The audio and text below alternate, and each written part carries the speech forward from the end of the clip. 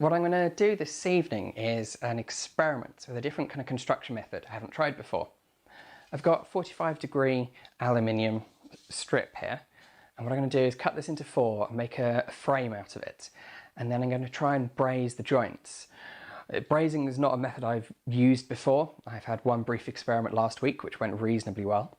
So what I'm going to do is try and get a brazed kind of panel made out of this and panel it with a piece of plywood just to see how strong and durable something like that is, because I've got an idea for using that method for a toolbox I'm looking to build. So instead of directly cutting this into 4, what I've done is just cut out kind of 90-degree notches here, so I can then fold it around into a square. This means I end up with a few less brazed joints and hopefully a slightly stronger frame. So this is one of those in hindsight moments. Slightly obviously, bending it has not given me a particularly kind of flat, clean bend. So it's curved around slightly, so it's going to be longer than I intended. And it also means the joins don't close up perfectly. But I've got a feeling that might work in my favour, possibly. The brazing rods, they're designed to I believe they're designed just to fill holes in aluminium.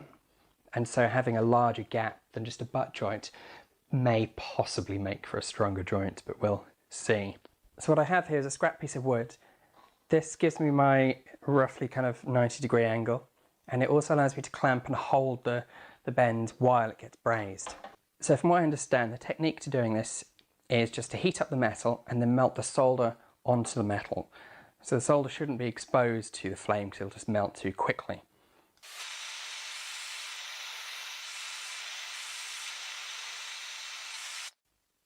And that's it, all done. So the joint sets very, very quickly, so it's still very hot, but the joint is stable and can be moved. And it seems to have worked really quite well. The solder hasn't flooded all the way through to the other side, so what I'm not sure about is whether it's sensible to give it another go on the top, or whether that will destroy the bottom weld. So I've got the final join here. This one's a little bit different, so I've got the vertical to do as well, but based on the performance of the others, should be just as straightforward.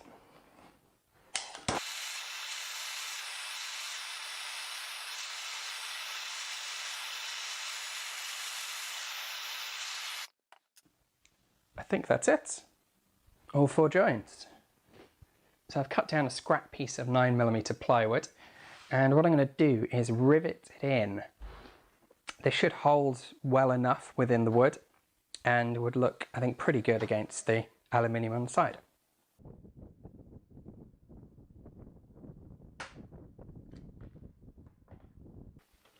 So I've riveted in this piece of wood. This is as far as I'm taking this experiment.